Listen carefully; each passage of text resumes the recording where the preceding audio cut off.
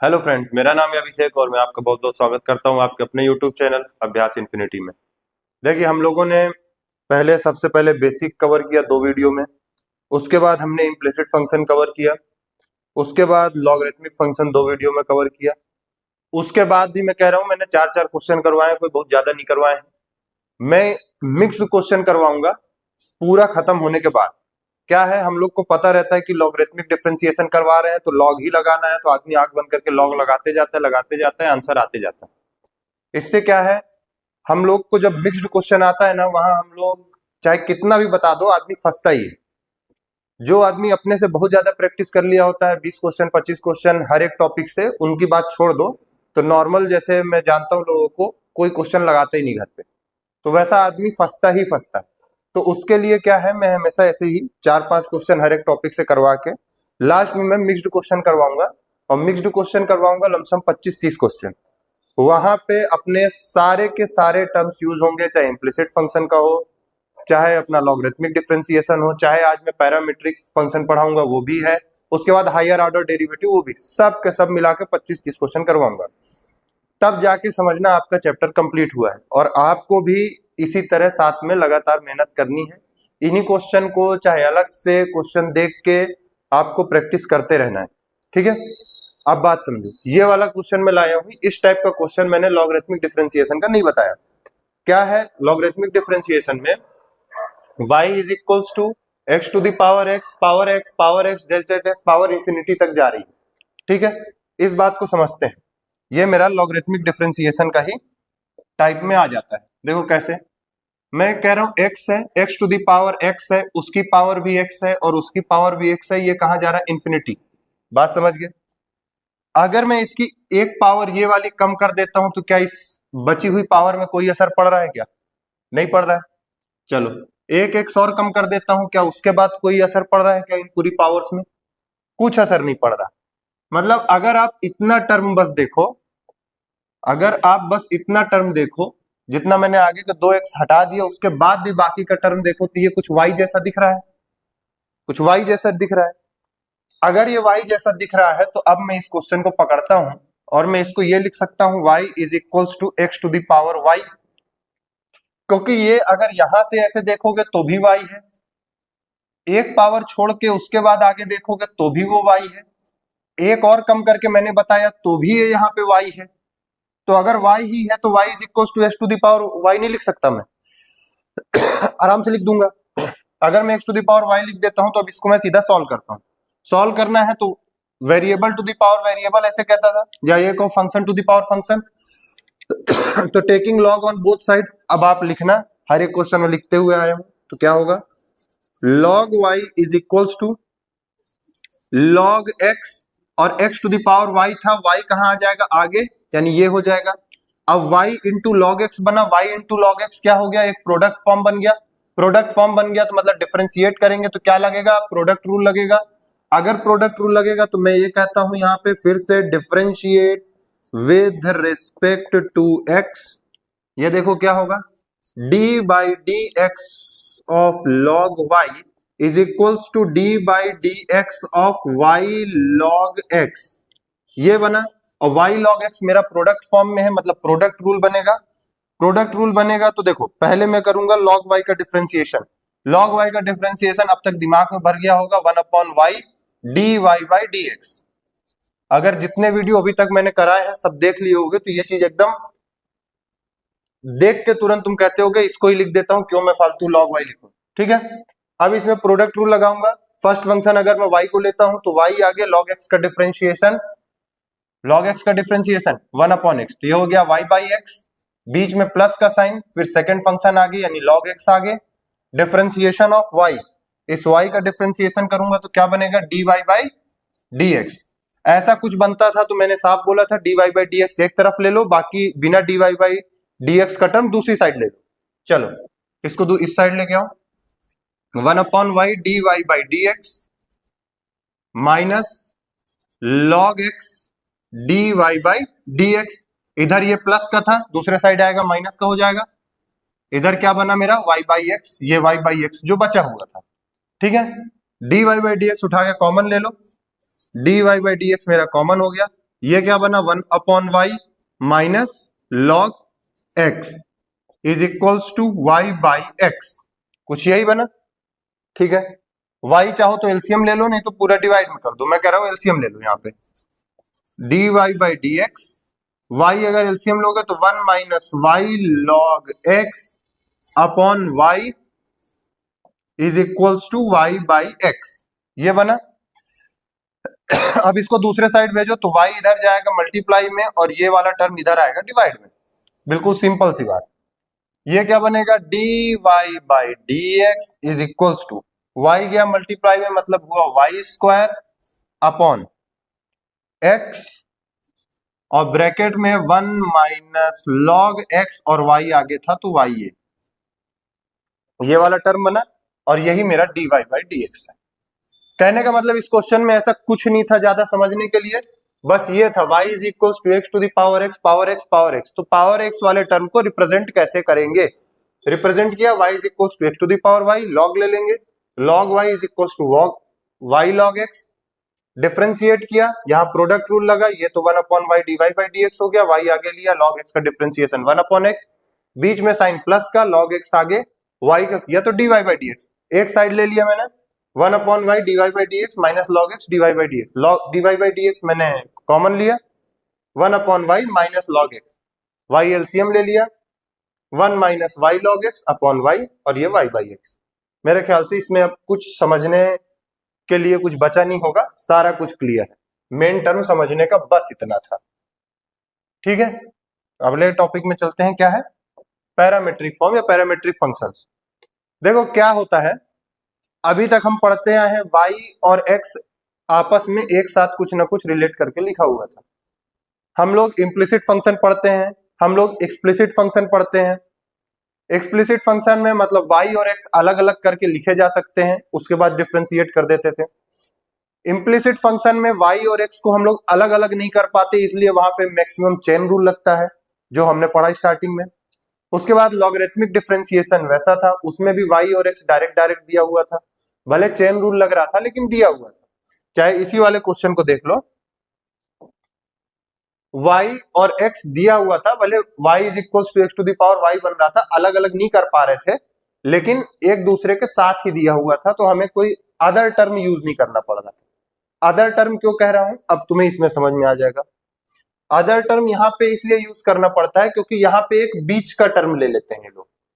बीच का टर्म कैसे, जैसे y किसी और के टर्म में दिया होगा, x भी किसी और के टर्म में दिया होगा, और जो वो किसी और बोल रहा हूं ना वो कॉमन टर्म होगा। जैसे y हमारा फंक्शन है t का, ठीक है, और x भी मेरा फंक्शन है t का, तो y भी फंक्शन हो गया t का, x भी फंक्शन हो गया t का, मतलब बिचौलिया कौन हो गया, यानी बीच वाला कौन हो गया, t हो गया, t का फंक्शन बिचौलिया हो गया।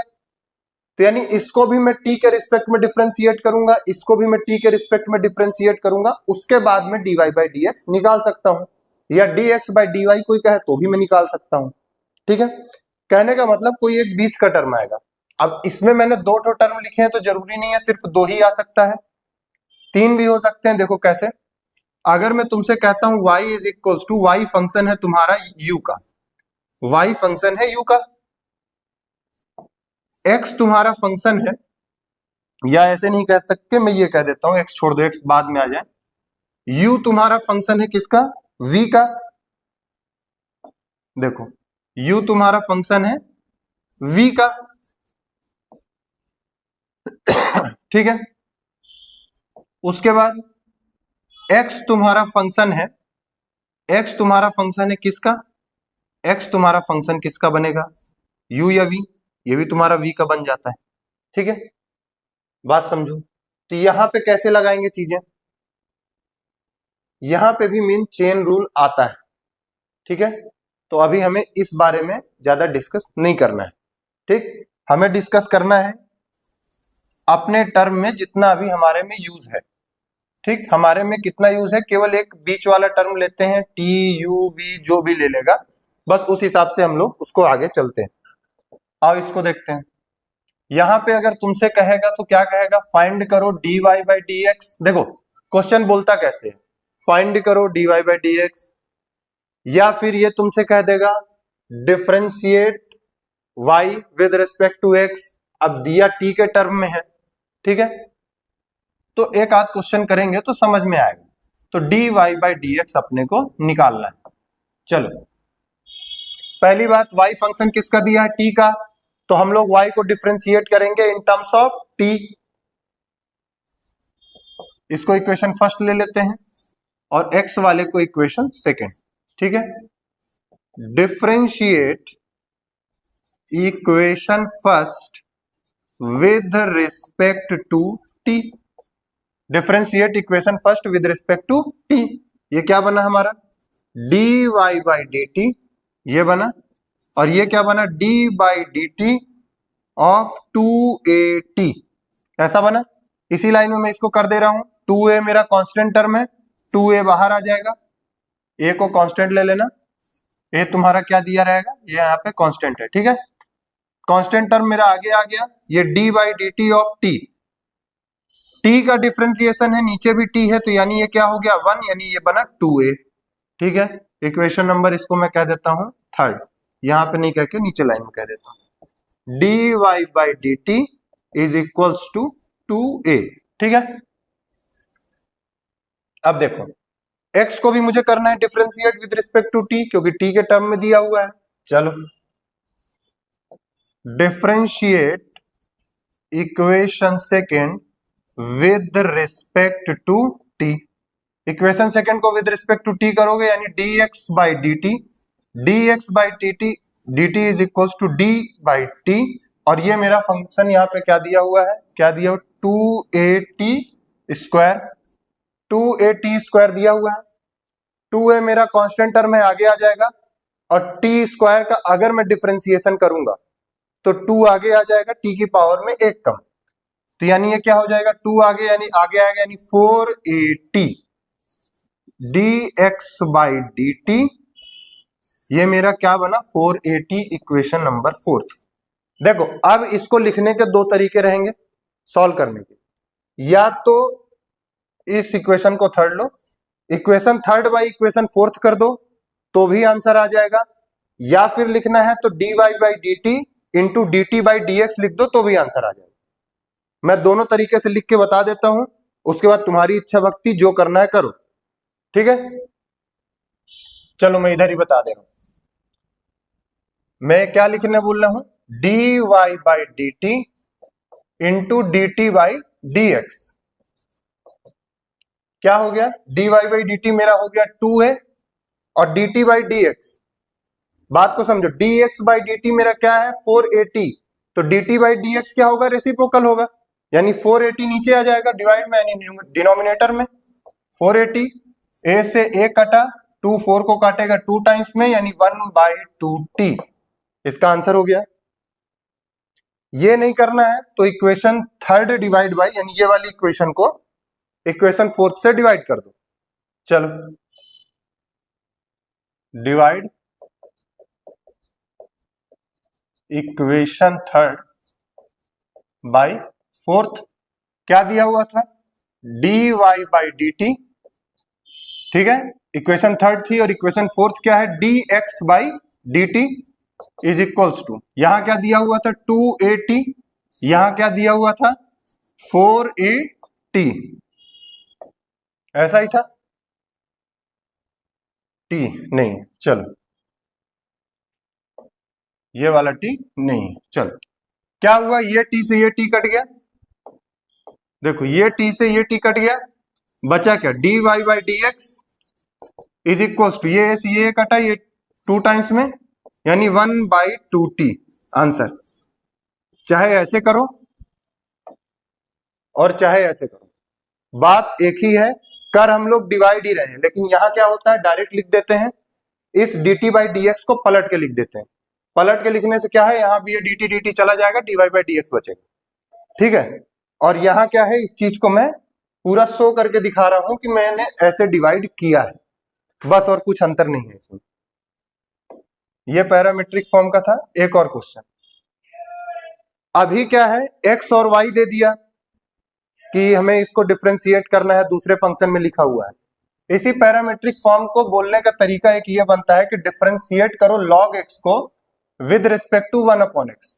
मैं ये बताने से पहले एक चेन रूल में चीज बताना चाह रहा हूं, वो समझ जाओगे तो ये चीज बहुत आसान हो जाएगी। देखो क्या होता है, जब भी अगर मान के चलो e टू द पावर ऐसे 2x दिया हो और तुमसे कहता था इसको डिफरेंशिएट करो, क्या बोला था मैंने कि मान लो let 2x is equals to t, ठीक है, 2x is equals to t। फिर मैंने कहा चेन रूल लगाओ, यानी dy by dx is equals to d by dx e to the power, ये t हो गया, ये t हो गया, तो मैं x की जगह पे क्या लिखने बोलता था, d by d t e to the power t, और यहां dt लिखे हो तो फिर अगले लिखना पड़ेगा dt बाई dx। इसके बाद डिफरेंशिएट कर देते थे, डिफरेंशिएट नहीं करके यही वैल्यू रखते हैं, एक बात को समझना, d e to the power 2x upon t की वैल्यू क्या है 2x। कहने का मतलब डिफरेंशिएट वही होगा जब यहां पे सेम वैल्यू नीचे बनेगी, डिफरेंशिएट तभी होगा जब यहां पे सेम वैल्यू नीचे बनेगी। ये चीज यहां बनती है तभी जाके डिफरेंशिएट हम लोग कर पाते हैं। और यहां क्या बनता था, ये dt बाई dx है तो d into 2x by dx, 2 constant है आगे आ जाएगा, यानी dx बाई dx बनता था। बात समझे? इसलिए चेन रूल में मेन चीज ये रहती है जो अभी तक हम लोग डायरेक्ट पढ़ते आए, ये है उसका मेन इन डेप्थ कॉन्सेप्ट। तुम्हारे में नहीं है, कोर मैथ्स में है, लेकिन फिर भी मैंने बता दिया, ठीक है। e to the power 2x divided by d 2x। और मेन जैसे नॉर्मल अगर बोर्ड का भी आदमी पढ़ता है तो बोर्ड वाले में भी आदमी को ये चीज इतनी क्लियरिटी नहीं होती है जब तक आदमी कोई कंपटीशन लेवल में तैयारी ना कर रहा, ये एकदम क्लियर बात है। तो यहां तक बात समझ गए? अब समझो, अगर मैं इस log x को, अगर मैं इस log x को y मान लेता हूं, y is equal to log x, और 1/x को मैं कुछ टर्म मान लेता हूं z, z is equal to 1/x। log x को डिफरेंशिएट करना है विद रिस्पेक्ट टू 1/x, यानी ये मोटे मोटे ये कहना चाह रहा है कि dy बाई dz निकालो, y को डिफरेंशिएट करना है विद रिस्पेक्ट टू z, यही बात हो गई ना। जितना सिंपल करके लिख दोगे उतना आसान हो जाता है क्वेश्चन सॉल्व करना। y अगर इसको मैंने लेट कर लिया तो y is equal to log x और z is equal to 1/x, और कह क्या रहा था log x को डिफरेंशिएट करो 1/x से, तो क्या हुआ, मैंने y ले लिया, इसको z ले लिया, तो यानी मेरी बात क्या हो गई, y को डिफरेंशिएट करो विद रिस्पेक्ट टू z। अब मैं y को डिफरेंशिएट करता हूं, चलो y ये वाले को मैं इक्वेशन फर्स्ट ले लिया और इसको मैंने इक्वेशन सेकंड ले लिया। चलो differentiate equation first with respect to y, किसके टर्म में दिया हुआ है, x के टर्म में, तो विद रिस्पेक्ट टू किससे करेंगे, x से करेंगे। क्या हो गया, dy by dx is equals to d by dx of log x, और log x का डिफरेंशिएशन होता है 1/x। इसको ले लो इक्वेशन नंबर थर्ड, ठीक है। उसके बाद डिफरेंशिएट करो इक्वेशन सेकंड, यह है सेकंड, ये भी किसके टर्म में दिया हुआ है, x के टर्म में, तो differentiate equation second with respect to x, ये क्या बनेगा देखो, dy by dx is equals to, power नीचे में है मतलब ऊपर जाएगी -1 आगे, फिर पावर में एक और -1 मतलब x की पावर -2, और आगे माइनस लग जाएगा, -1/x²। एक एक चीज बताते हुए आ रहा हूं, तो अब इसको डायरेक्ट लिखा, ठीक है, इसको इक्वेशन फोर्थ लिखिए। अब तुम्हारे पास दो ऑप्शन है, इक्वेशन थर्ड बाई इक्वेशन, अच्छा इसको z लिए हो ना, तो ये y को क्या कर दो, ये z, हाँ ठीक है। तुम्हारे पास दो ऑप्शन है, या तो equation third by equation fourth कर दो, और या तो पहले वाले ऑप्शन से जाओ जो मेरे को ज्यादा सही लगता है। यहीं पे लिख देता हूं मैं इसको, चलो यहीं पे ये बताया, ये मुझे क्या निकालना है नाउ, मुझे क्या निकालना है, dy by dz, dy by dz निकालना है। dy बाई dz को मैं क्या लिखूंगा, dy by dx, dy by dx है मेरे पास, और x को काटने के लिए मुझे क्या लिखना पड़ेगा, dx बाई डी जेड। अब देखो D Y by D X की value 1/x, D Y by D X की वैल्यू 1/x, और देखो तुम्हें दिया हुआ है D Z by D X की वैल्यू। क्या दिया हुआ है? D Z by D X की वैल्यू। हमें किसकी लिखनी है? D X by D Z की, मतलब जस्ट उल्टा। तो जो डिनोमिनेटर में है वो न्यूमरेटर में आ जाएगा, जो न्यूमरेटर में है वो डिनोमिनेटर में चला जाएगा। मतलब ये क्या हो गया? Minus x square. एक्स से इसका एक पावर कटा तो d Y by D z आएगा तुम्हारा माइनस एक्स। ठीक है, d Y by D z आएगा माइनस एक्स। ठीक है, यहां तक बात क्लियर हो गई मेरे हिसाब से, कोई दिक्कत नहीं होगी। ये क्वेश्चन वैसे ही इस्तेमाल हो जाएगा जैसे मैंने तुमको बताया कि कोर मैथमेटिक का जो हिसाब से तुमको एक कॉन्सेप्ट बताया। देखो क्या है, इसको डिफरेंशिएट करने बोल रहा है with respect to x square. ठीक है, बात मानो।